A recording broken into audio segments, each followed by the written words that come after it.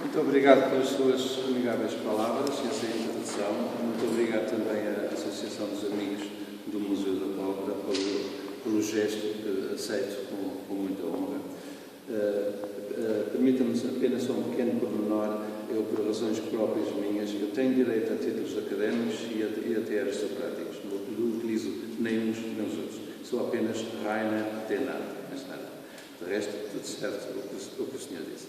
Eu tenho uma ligação direta com a fábrica da pólvora de Barcarena, porque desde miúdo andei aqui, cheguei a ser expulso por andar a ver as ruínas que havia aqui pelo Vale abaixo, e tudo isso me interessava bastante.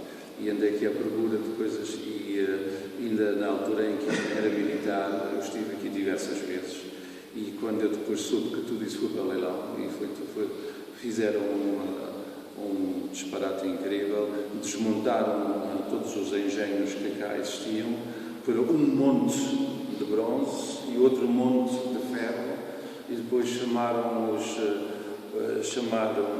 os homens da sucata a adquirir esses montes de ferro, esses montes de bronze.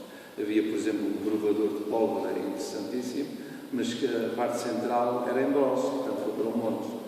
E a parte da maquinaria do aparelho, com os escalões todos, era em ferro. Foi por outro monte. E então, no leilão, houve um sujeito que comprou um monte, houve outro sujeito que comprou outro monte. E eu disse, mas que disparate, a peça só interessa toda ela inteira. Como um não levantou, eu consegui adquirir 800 kg em bronze da fábrica da pólvora de Barcarena, que eram pesos, balanças com inscrição Fábrica Real da Pólvora de Barcarena, com as armas reais portuguesas. Houve um anúncio no jornal português até a dizer para venda balanças, pesos e medidas com as armas reais portuguesas, desde o reinado de Dom João III até o reinado de Dona Maria II. Eu achei o anúncio, era um exagero, porque ninguém vai por a vender coisas dessas. Isso é espólio nacional.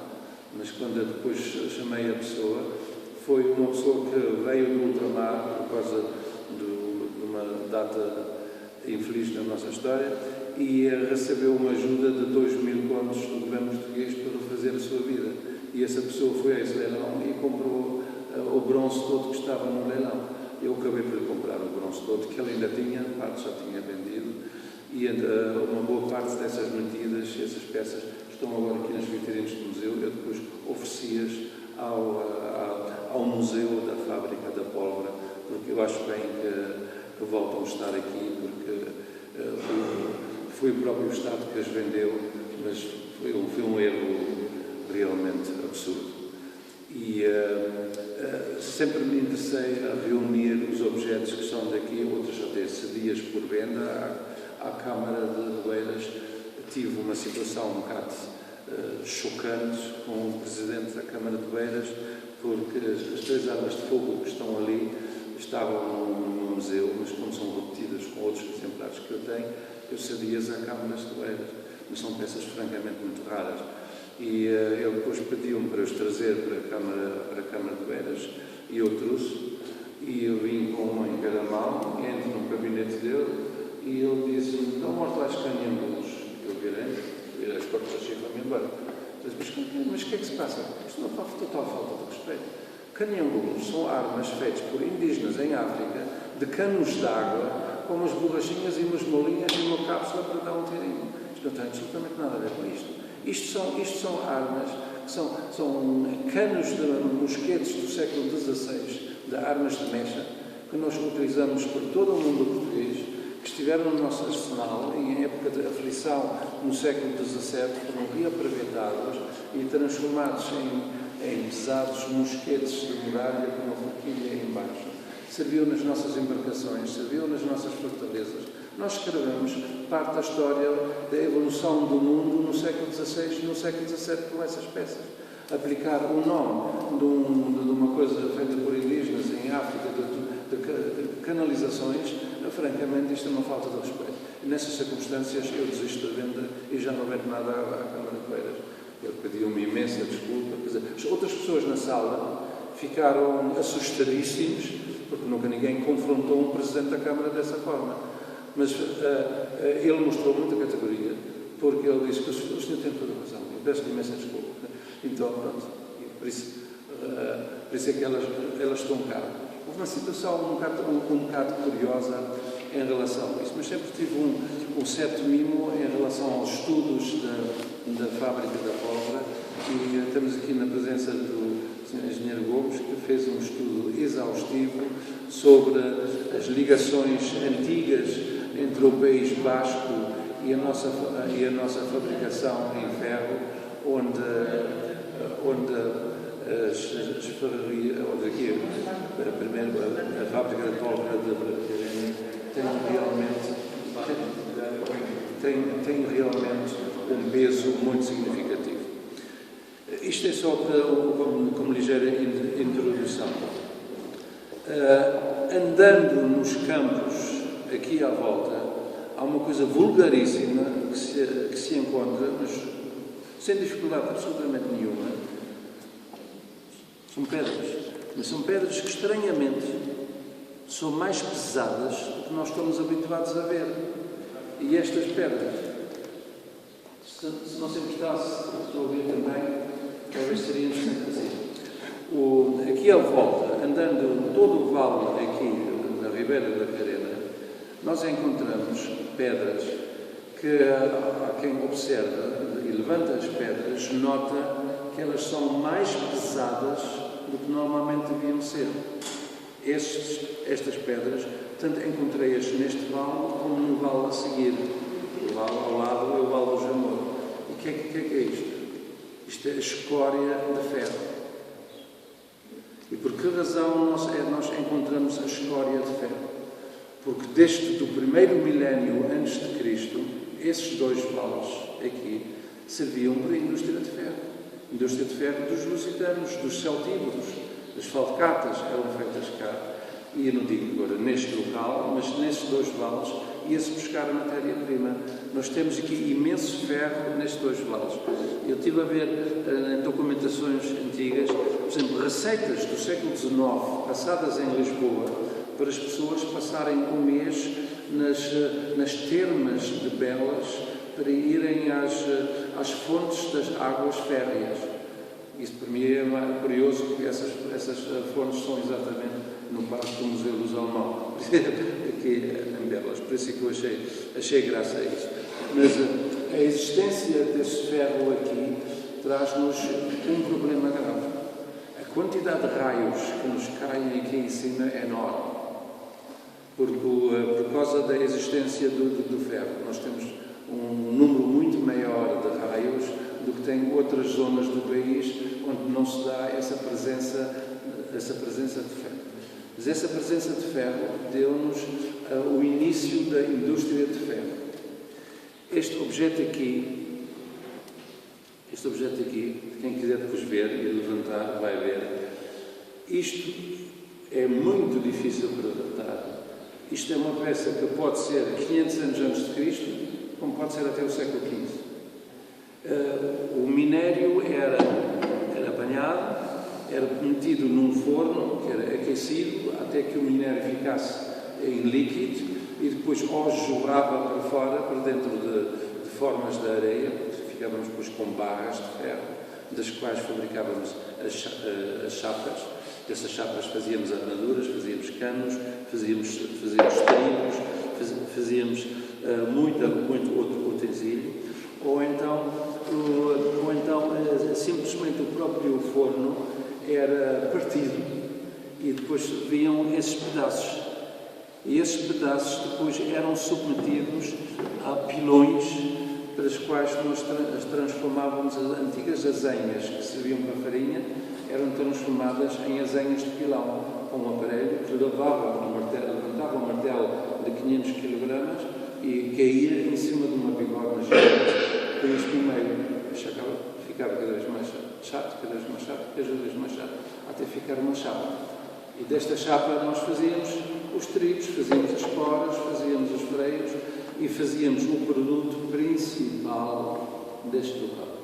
O produto, nós hoje sempre falamos na fábrica da pólvora de Bracarena. Não está nada errado nisso. Simplesmente a fábrica da pólvora é só uma reminiscência de uma indústria ancestral muito mais importante. A fábrica de pólvora, isto é a fábrica de pólvora desde o século XVI, mas é só um ramo da sua produção. A produção principal aqui era o ferro para a indústria do reino. O principal objeto que se fabricou aqui é simplesmente isto: o prego. E claro que a pessoa olha para um prego, isto é um prego, não interessa nada. O prego, para nós, houve épocas em que os pregos eram tão valiosos para nós, nós queimamos naus, nós queimamos caravelas só para secar os pregos. E mesmo já na viagem de Vasco da Gama à Índia, ele levou 170 e tal homens com ele, dos quais 117 não voltaram. E os restantes não eram suficientes para equipar as naus que ainda tínhamos, queimamos uma nau só para sacar os pregos. Tal era a importância para nós. Quer dizer, construir a nau é uma construção, mas precisamos dos pregos. Portanto, a posse dos pregos é fundamental. O mais antigo mapa concreto que eu conheço acerca desta zona aqui é este. Isto, se quiserem ver, agradecer que passassem pelas vossas mãos. Hoje estamos habituados a ver Portugal com o norte para cima. No século XVI não havia necessidade nenhuma disso, pode-se perfeitamente ver Portugal desta forma. Aqui na entrada de Lisboa, nós vemos aqui Cascais, vemos Sintra, e depois começamos a olhar, vemos de repente dois rios, quer dizer, na realidade eram ribeiras, mas estão muito bem assinalados. E uma é a ribeira de Barcarena, está aqui assinalado, e diz mesmo Barcarena, e a outra é de Belas, é do Rio Jamor, uma ao lado da outra. Nós, hoje, quando falamos no Jamor, pensamos no estado do Jamor, pensamos em Cuscobrada. Sabe que esta zona do estado do Jamor era das mais importantes para a nossa indústria naval. A ligação dessas duas ribeiras também fazia-se por barco e fazia-se por terra. As principais estradas em Portugal no século XVI eram por mar. Quem ia de Lisboa a Faro ia para o mar. Quem ia de Lisboa ao Porto ia para o mar. Quem ia de Lisboa para Coimbra ia para o mar. As estradas interiores são não só de muito má qualidade, mas eram muito escassas. E este mapa foi impresso no ano 1571 no Flamengo por Ortelius, mas ele está datado 1560, porque baseia-se no levantamento cartográfico de um cartógrafo português, Álvaro Seco. E o Álvaro Seco é o tal que colocou aqui como as mais importantes terras à volta de Lisboa. Temos Sintra, temos Cascais, temos Barcarena e temos Belas, Maná. Ainda aparece o de Belas. Pronto, está bem. E não temos nada. Como é que no reinado de Dom Sebastião nasce em 1554. O levantamento cartográfico está datado por Álvaro Seco em 1560. Como é que o cartógrafo régio dá tal importância a uma aldeiazinha minúscula aqui que a recoloca no mapa? Porquê?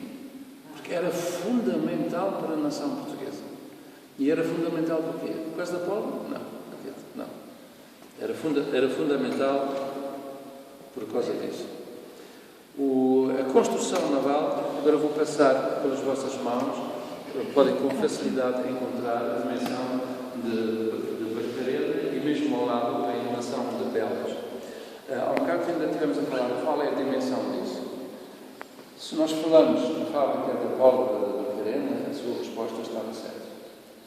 Mas estava muito errada em relação ao que realmente se passou aqui. É que isto aqui, no início, não era a fábrica de pólvora. Isto eram as ferrarias del Rei. E as ferrarias del Rei, comprovadamente, temos documentação acerca delas desde o reinado de Dom João II. E Dom João II realmente deu um peso muito grande às ferrarias del Rei. mas quem cá construiu as ferrarias del Rei, no fundo, simplesmente aproveitou o que já existia antes. Em 1480, já tínhamos 1000 anos de construção de ferro aqui, em fornos pequeníssimos, nas encostas. Nós podemos fazer passeios de domingo no Vale de Belas, no Vale de Barcarena, Vale que é aqueles grandes, e conseguimos encontrar uma quantidade dessa escória do ferro, que vem de pequenos fornos que se faziam nas encostas para o vento assoprar e ajudar a transformar o minério de ferro em líquido, que depois ia para a bigorna e depois era utilizado. Um pormenor curioso, a construção naval em Lisboa é antiquíssima. Quando me ensinaram na universidade que nós temos dois tipos de embarcações básicas, que é a nau e a caravela, e sabemos que a nau é a ampliação da craca da Liga Hanseática. Lisboa era uma cidade da Liga Hanseática, é ampliação por 3, e Lisboa era o porto onde a Liga Hanseática restaurava as suas embarcações. E sabemos isso. No ano 1290, o nosso rei Dom Dinis faz um contrato com a Irmandade de São Bartolomeu dos Alemães em Lisboa, que representavam a Liga Hanseática, para lhes adquirir a parte fronteira ao rio, porque a cidade de Lisboa estava por detrás dos muros, mas a parte junto ao rio não. A parte junto ao rio era onde estava instalado os taleiros da restauração das cracas da Liga Hanseática. E eles concordaram, e o Dom Dinis ficou com elas, e a partir daí temos a Rabeira das Naus. Mas o que nós construímos cá é o que os nossos carpinteiros já estavam habituados a fazer, é restaurar cracas. Só que fizemos as muito maiores, ao mar alto, e com essas é que fomos à Índia e à América até o Japão.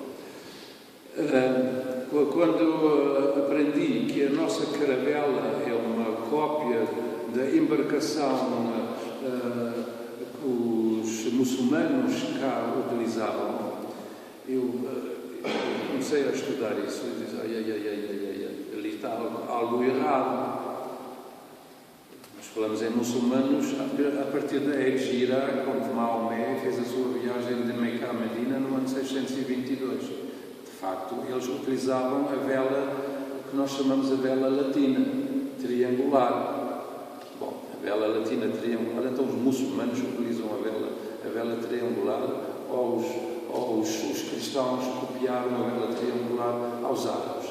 Nos árabes não havia antes do Maomé. Então o que é que se passa ali? Então descubres ligações com os vândalos. Os vândalos saíram de França. Os vândalos é um povo sueco. Hoje, o rei da Suécia, seu título é Rex Gothi et Vandalorum, o rei dos godos e dos vândalos.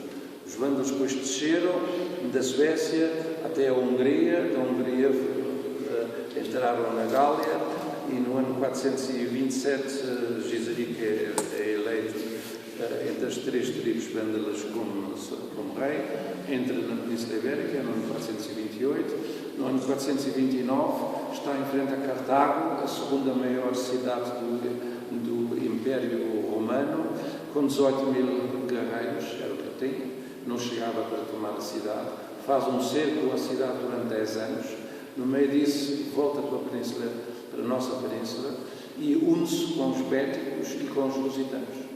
E foram os lusitanos que construíram uma esquadra. Os lusitanos foram, por ordem dos vândalos, às Canárias, que é muito interessante. Gente de Lisboa, por ordem dos vândalos, no século V, vai às Canárias. Quem vai às Canárias vai à Madeira. É muito interessante. O infante Dom Henrique nunca considerou os Açores ou a Madeira como sendo uma descoberta nossa. Ele tinha conhecimento da presença dessas ilhas e mandou trazer notícias, trazai-me notícias.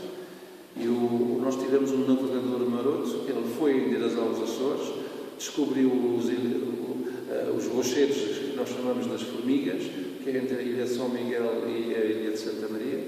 O temporal era medonho, não se podia desembarcar de forma nenhuma, que ele deu meia volta e voltou. E trouxe essa notícia. Apanhou um raspanete enorme e no mesmo dia teve que voltar outra vez. E diz, ao sul disto há uma ilha, ao norte disto há outra ilha, trazar notícias.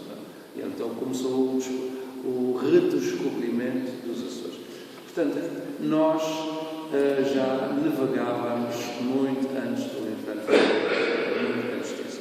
Há um documento romano que nos dá a citação concreta de relação à Guerra na Gália, mencionam também as costas britânicas e mencionam que apareciam os lusitanos com as suas velas triangulares feitas em lã dourado.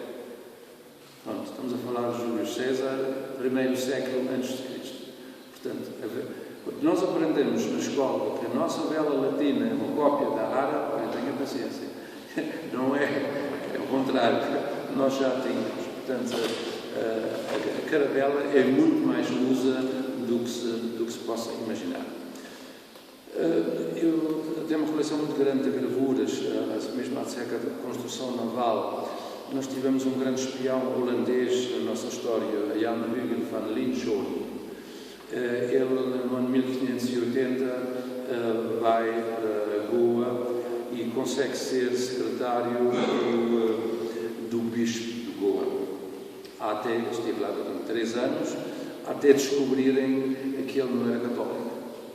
E quando descobriram que ele não era católico, o Santo Ofício não gostou e ele teve que fazer as malas muito rapidamente e ir-se embora, porque o Santo Ofício em Goa não brincava em serviço. E foi-se embora. Mas ele copiou um grande número dos nossos tutelanos e fez muitos apontamentos em desenhos de tudo o que ele via. E os desenhos dele são extremamente corretos. Mas havia uma coisa nos desenhos que me chocava. Mas não é possível. As embarcações do Índico que ele mostrava as tábuas cozidas. E pela minha lógica, quem consegue cozer umas tábuas às outras? Isto não tem lógica nenhuma. Quando eu finalmente faço uma viagem ao Índico e vejo as embarcações dos pescadores do Índico, hoje as tábuas são cozidas. Eles pegam nós compramos no supermercado o coco, em geral já descascado. O coco tem muito mel à volta. E este mel à volta são cabelos que se chama cairo. E deste cairo faziam cordas. E destas cordas, com essas cordas, coziam então as tábuas. Depois cobriam-nas todas com peixe, um tipo de alcatrão, e isto aguentava bem. Mas nós cá em Portugal não tínhamos coqueiros. Nós não tínhamos cordas para cozer tábuas. Por isso, nós precisávamos de pregos. A construção naval destes fenícios já era com pregos. Primeiro com pregos em bronze, primeiro em cobre, depois pregos em bronze e depois pregos em ferro.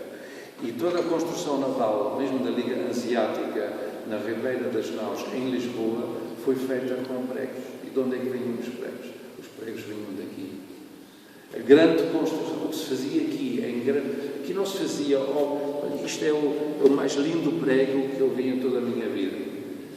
Não eram pregos desses, depois vou-vos contar a história desse prego, mas não eram pregos desses, obras de arte que nós fazíamos aqui no Vale da Barcarena. O que nós fazíamos era puro e simplesmente pregos desses, de muitos tamanhos diferentes. Mas para a nossa construção naval era importantíssima e nós não teríamos conseguido chegar tão longe com as nossas caravelas e com as nossas naus se nós não tivéssemos isso. Bom, nós podíamos comprar isso também a outras nações. Podíamos. E fizemos.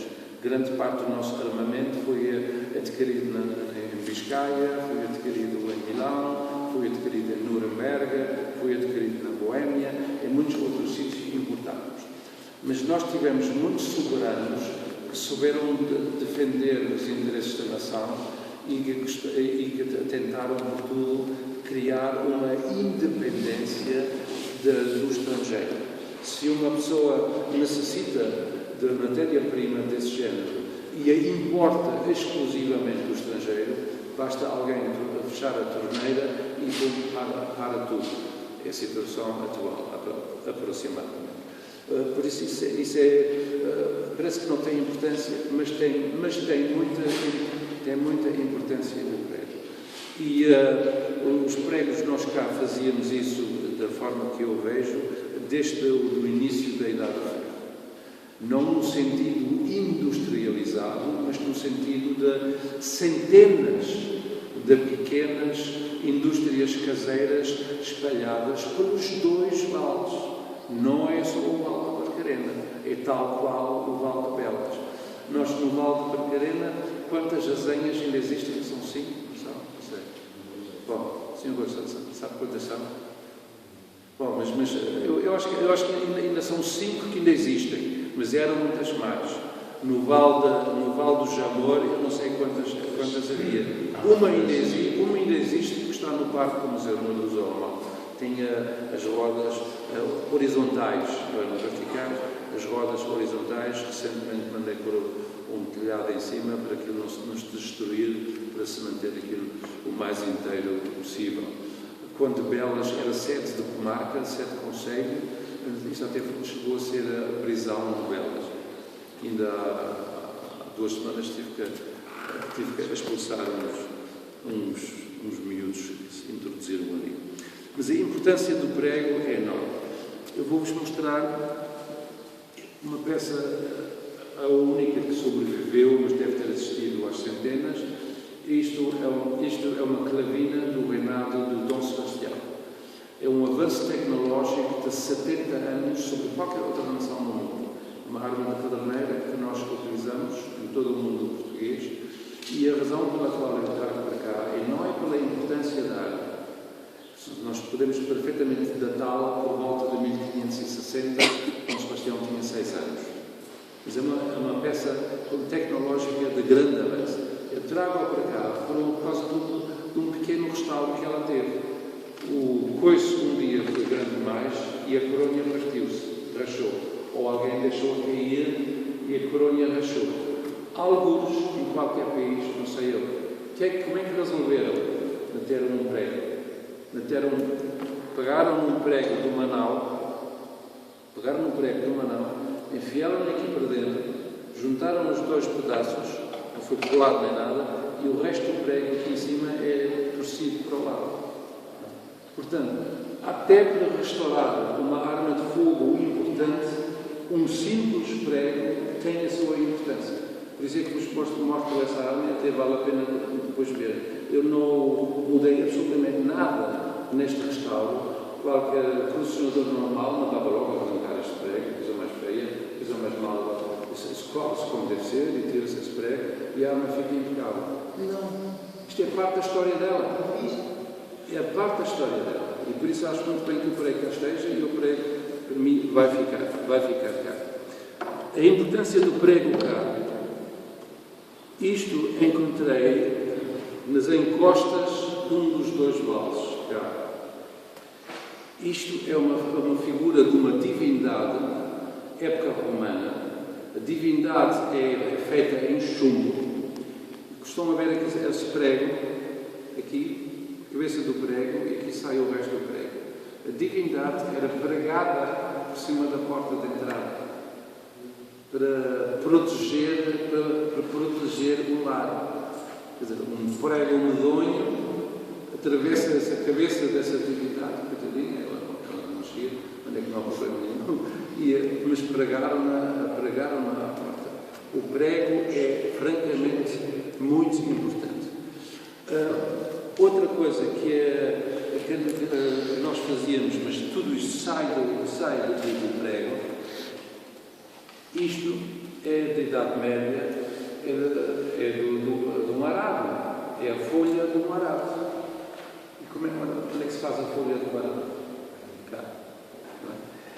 Isto, ferraduras de cavalo, parece que não tem importância nenhuma, mas eu tenho cerca de uma centena de modelos de ferraduras de cavalos diferentes.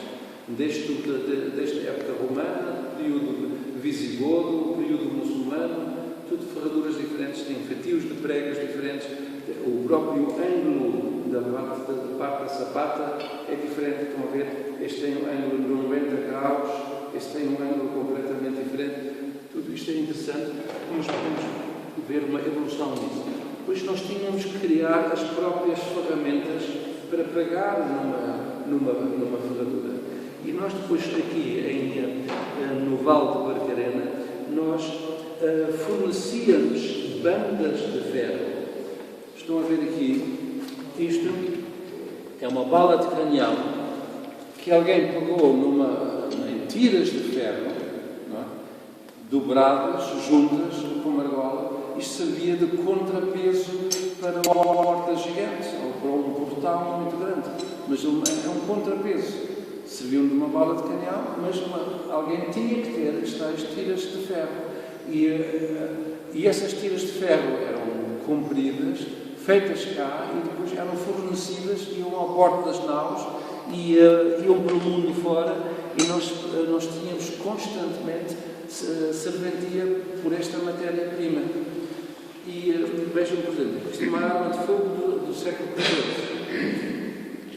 Isto é uma arma de fogo do século XIV. E como é que nasce a arma de fogo do século XIV? Nasce de uma tira de ferro dessas.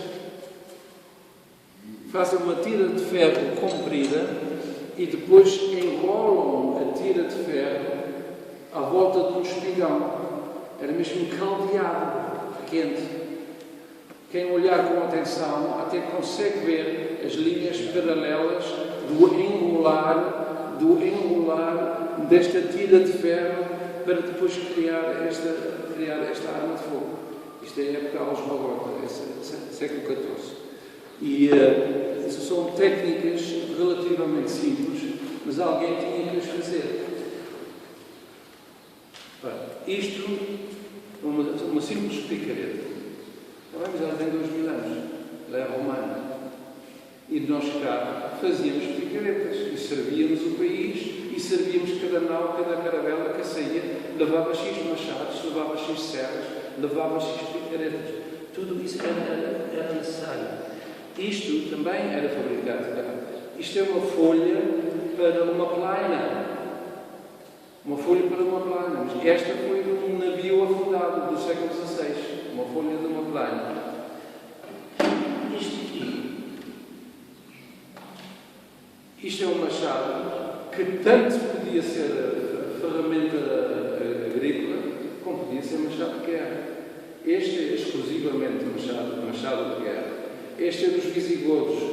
Este é dos romanos. Eu não posso dizer que tenham sido fabricados cá. Não sei. Estes modelos nós também fabricávamos cá e serviam para a população toda. E iam à bordo das naus para todo o mundo. Isto é uma ponta de lança de época visigoda. Ela tem este travessão para a lança não entrar mais. Se um cavaleiro vai contra um inimigo e enfia isto mais fundo no inimigo, ele perde a lança, não a consegue puxar de fora. Mas até aqui é suficiente para aniquilar o adversário e depois já consegue puxar a lança. Isto é uma peça da época visigoda do século VI, século VII, antes da introdução da verdade. Ferramentas que nós pensamos que isso vai-se buscar em qualquer parte. Não, alguém tem que as fazer. Pequenos tornos. São ferramentas simples. Este com mola própria, este com eixo, com um sistema de mecanismo ligeiramente diferente. Mas tudo isto necessita.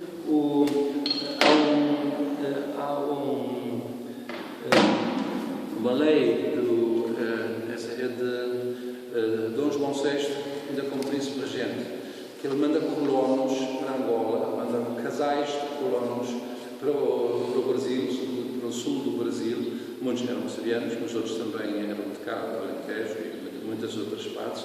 Então a Sua Majestade oferecia uma picareta, 2 machados, uma serra e depois um peso especificado de pregos que eles tinham que levar consigo, que recebiam de graça.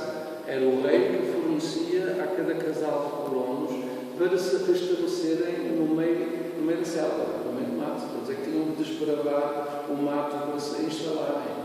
Tudo isso não era possível se nós não tivéssemos a matéria-prima. E a matéria-prima veio tão perto de Lisboa, aqui. E quando as pessoas falam sempre na fábrica de pólvora Barcarena, acho muito bem, mas esquecem-se que isso, muito antes disso, isto eram as ferrarias da Aldeia. Ora, coisas que nascidas aqui. Isto é em Visigodo. Eu posso garantir que isto tenha sido feito aqui. Mas é uma cruz visigoda do início do cristianismo católico, cá na Península. Mas se uma pessoa vai ver, são duas bandas, duas tiras de ferro, tal qual começa a arma de fogo. São tiras de ferro muito simples, caldeadas uma por cima da outra, e as cruzes, por sua vez, também são caldeadas em cima. Isto é muito rude, mas pela decoração nós conseguimos datar isso. É do período visigodo. E nós precisávamos realmente dessas ferrarias. Em época de aflição, de guerra, nós também fazíamos a chapa e fazíamos os capacetes. Este aqui é a época manuelina, possivelmente de cá, mas não posso garantir. Estes, eu pessoalmente estou muito convencido que este é mesmo de cá, da Barcarena. Este é o reinado de Dom Sebastião. E este aqui é outra época de aflição. Parece mais antigo, mas não é. Isto é do período de Dom João IV. Mas é outra época de aflição. Os nossos arsenais estavam vazios. E então, em vez de bater um capacete, um chapéu de ferro, de uma chapa só, que é preciso ser muito bom artista para fazer, o que é que nós fazíamos? Nós batíamos duas chapas e depois dobrávamos no meio para casar as duas chapas. E fazíamos de duas metades, fazíamos depois um capacete. Isso permitia uma produção em larga escala, com menor custo e com menor tempo. Era muito mais rápido. E em época de aflição, nós tivemos mesmo em aflição nessa altura. Porque quando nós pensamos hoje que a Declaração da Independência foi 1 de dezembro de 1640, então pronto, tirou-se o Vasconcelos fora da janela, a Duquesa de Mantua deu-se-lhe a escolha, ou ela sai pelo seu próprio pé para a escadaria, ou sai pela janela, e então ela resolveu ia sair pelo seu próprio pé, e pensa-se, pronto, e declaramos unilateralmente a independência contra a Espanha, e pronto, éramos nada disso. Foi uma guerra de 28 anos, que até realmente a nossa independência ser reconhecida. E durante essa guerra de 28 anos nós passamos mesmo muito mal. Mas conseguimos vencer. É o que tem importância. E nessa altura, tudo isto acaba por ter o seu peso. Tudo isto são mais ferramentas, não vale a pena mostrar uma por uma, mas mais ferramentas, porque só mostram os utensílios, mesmo muito rudes que sejam, que eram feitas cá em quantidades para guarnecer as naus e as caravelas. Há um país que nos é extremamente grato por algo que nós fabricávamos cá. Eu já dei muita importância ao prego, mas não menos importante é o parafuso. Quem nunca teve um parafuso do século XVI na mão, mas venha ver, este é um parafuso do século XVI. A maior fábrica de parafusos está no Japão. E o dono dessa fábrica é um homem muito inteligente e um homem que fez um estudo profundo acerca da origem do parafuso e quem é que introduziu o parafuso na Ásia, fomos nós, e a importância que isto teve para o Japão e para o mundo na totalidade. E ele financiou um museu de parafuso. Então temos no Japão um museu de parafuso. E o homem escreveu uma obra, toda em japonês. Eu não cheguei lá, não consigo ler, mas tem tantas fotografias e tantos desenhos que eu chego lá na mesma. E eu achei de tal maneira interessante. Ele num desenho mostra um português numa almofadinha a oferecer uma espingarda. O que foram os portugueses, em 1543, que na ilha de Tanegashima, ofereceram a primeira espingarda a uns japoneses, que eles depois copiaram em grandes quantidades e com isso evitaram as invasões castelhanas e conseguiram unificar todo o Império Nipónico. Qualquer aluno em qualquer escola do Japão sabe, os portugueses ofereceram a espingarda ao Japão e conseguiram unificar todas as ilhas para um grande império. Nós somos os tais amigos que conseguiram dar a tal ajuda que eles precisavam, porque até 1543 todas as ilhas eram famílias diferentes com seus shoguns, aquilo eram guerras de samurais que nunca mais acabavam, mas aquelas chacinas medonhas, mas isto durante pelo menos já 1500 anos. E isto mudou a partir do momento que um homem em Sírios, com meia hora de treino, consegue com um tiro abater um samurai que levou 30 anos até ter a classificação de ser samurai. Portanto, não fazia sentido. E eles estão-nos muito gratos por isso. E no livro sobre o parafuso feito pelo japonês, ele mostra um português a oferecer uma espingarda e mostra um outro português com as calças muito barrigudas, mostra um outro português com uma almofadinha e em cima da almofadinha nada mais, porque em toda a Ásia não se conhecia o parafuso. Nós é que introduzimos o parafuso. Agora imaginem a indústria japonesa hoje sem parafuso. É uma coisa absolutamente inimaginável. Eu fiquei tão encantado com o gesto do senhor de escrever aquele livro e dar importância à oferta dos portugueses pelo parafuso. Lá mexi nas minhas gavetinhas e tem parafusos do século XV, do século XVI, do século XVII, e encontrei um parafuso muito interessante de um elmo de viseira, que é um parafuso muito parecido, aliás, com este, só o outro, do ponto de vista do mecanismo, é mais complicado. Tem uma zona lisa, onde os elementos escorregam, depois tem uma rosca numa direção, depois tinha a rosca ao contrário, a porca ao contrário, para segurar, depois tinha outra zona lisa, onde mais elementos se mexiam, depois tinha novamente rosca, mas já noutro sentido, com porca novamente ao contrário, para poder, quer dizer, o parafuso era do tamanho disto, só um bocadinho mais complicado. Era um exemplar muito bonito, de um elmo muito bom, que ainda tinha restos do dourado de origem em cima. Era só isto, mas bom. Eu pensei, olha, eu acho que cada objeto deve estar na mão de quem mais o aprecia. Para mim é mais um parafuso interessante, está lá na gaveta.